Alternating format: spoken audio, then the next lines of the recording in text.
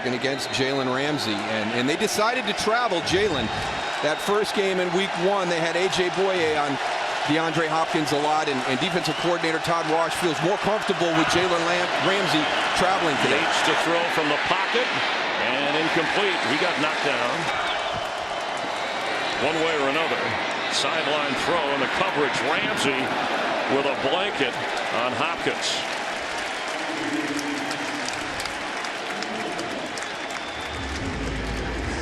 This is going to be a great matchup to watch. Again, they've got Jalen Ramsey trailing DeAndre Hopkins all day. And there was a lot of discussion this week. They talked to Coach Marone, and he wouldn't go out and say it. He's like, you know what, I put him 1 and 2 with another guy out there in the NFL that's playing. Obviously, that's Antonio Brown up in Pittsburgh.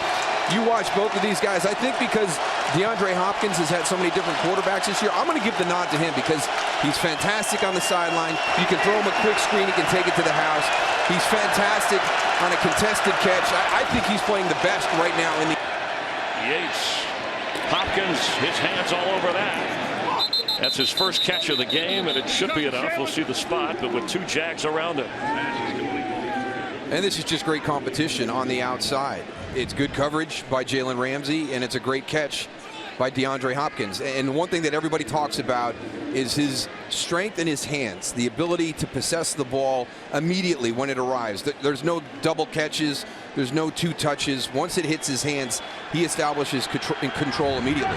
Leads the NFL in touchdowns with 11. He's second in yards and second in catches. That's again his first catch, his 89th catch of this season. Hopkins has the extremely, they all have gloves here, but an extremely large palm, which he pointed out which helps him kind of swallow the ball with his fingers, but he said he does drills to make sure that the fingers are strong enough. She said those hands to grasp the football.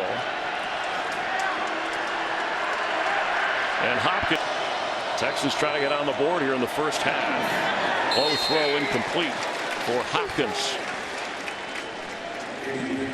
Ramsey and Hopkins.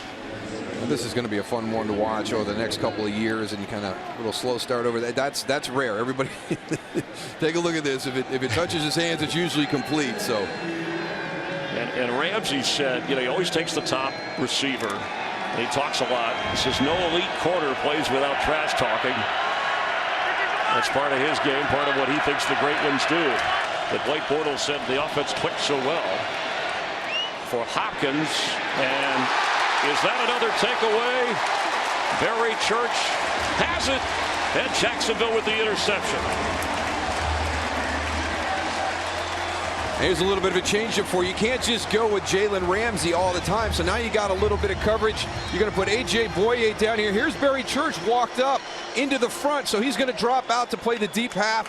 You're going to try to get that outside breaking route. He reads the quarterback's eyes, overthrown a little bit, and there for the interception.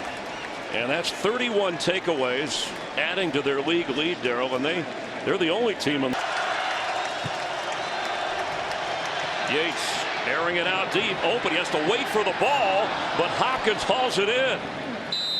And the whistle, he's down inside the 30. Had he been led on that, Darryl, I think he might have been able to run in for a touchdown. Again, you've got one guy that you really got to stop, so you put your best guy on him, and it's kind of a little bit of a double move. Not really, but I think that Jalen Ramsey was kind of hanging on that outside move, sitting on something, and they had a vertical route called in that situation. And Jacksonville brought pressure, and Houston did a good job of picking up, giving T.J. Yates the opportunity to stretch the field.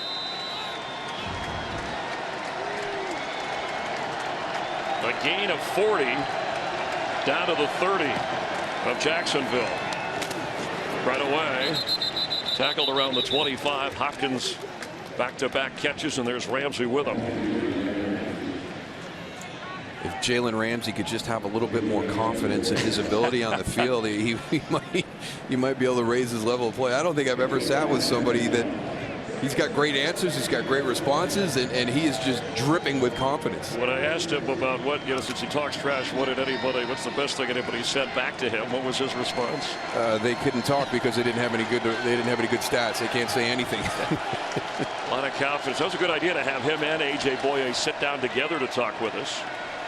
So they try and keep the Texans out of the end zone, and in the area of Hopkins just Yates to get rid of that and keep it safe. They are, you talk about the two best corners in the game going. Look at the numbers. In fact, Bouye has not allowed a touchdown against him this year. That's impressive. I mean, it's such a luxury. I don't really remember a team that had such a great cornerback combination that you could pair with a great front, where you don't even have to add the 5th and 6th rusher. I mean, their down linemen can get there on their own. So it's such an advantage when you can drop 7 into coverage. You can do all kinds of different things. Todd Wash is so free to create different types of schemes every week to help defend his offenses. Hopkins for the end zone, leaps for it, and touchdown Texans. DeAndre Hopkins with a tremendous play, and the shutout gone for Jacksonville against Ramsey. He's so disappointed in himself that he allowed that touchdown catch. It took him 10 seconds to get back up to his feet. It's going to be all the way at the top of your screen with DeAndre Hopkins, but it starts with that protection up front. It's been better here in the second half to start out. Just a good job of stacking that route, and he got on top of Jalen Ramsey, and Barry Church was late getting over to help out. And Yates with a perfect throw. He said there was one of those last week where he just kind of told Hopkins, go into that area.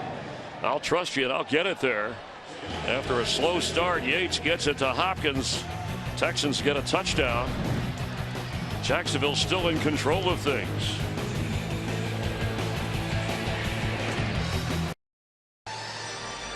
The matchup we said we'd be watching throughout the game, Ramsey and Hopkins. And Hopkins, not only does he lead the NFL with 12 touchdown catches, came in, he adds to it, but that's a new Texans season record, breaking his own previous mark of 11 back in 2015. And sometimes concussion symptoms are later in coming along.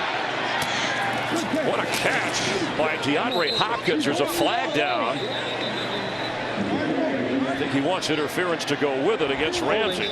Number 79, offense, 10-yard penalty, first down. It's going to come back. Another call against Jeff Allen, even though that was a terrific effort from Hopkins. Grab and pull a little bit, and here's that battle on the outside. And again, the possession. I mean, it's one-handed. Miles Jack has come back out, so whatever they checked on, that he was cleared for the play that he sat out on.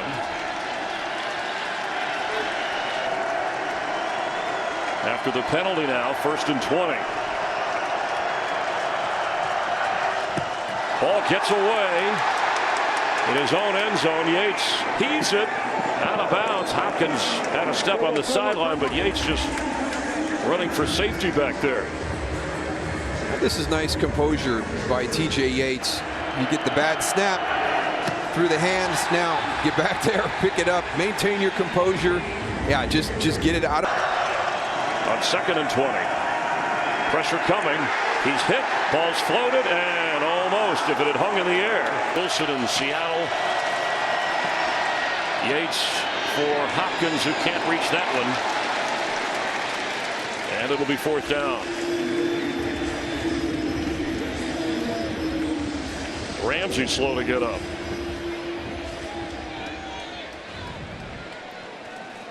Working from the inside part of that 2x2, trying to get the vertical element with the little hitch to the outside. Injury. Yates incomplete. So Darryl, the number one, no team, at least in '70 in the Super Bowl era, has led the NFL in scoring, defense, in sacks, and takeaways. And the Jags have a chance to be the first to do that. So how do they match up against some of these defenses that we measure recently, like the Bears of '85, the Ravens, whose teams went on to win the Super Bowl? Yeah, those are iconic defenses right there. And everybody remembers that Bears defense, the origins of the '46 and the 2000 Baltimore Ravens. Worked with Tony Siragusa for a long time at what they were able to accomplish. You know, one of the ones that always gets left off that list for me, the '91 Eagles. You know, they didn't lead in any of those categories, but were a very, very dominant defense, you know, back in 1991. And this group is about to do something that none of those defenses did during their time.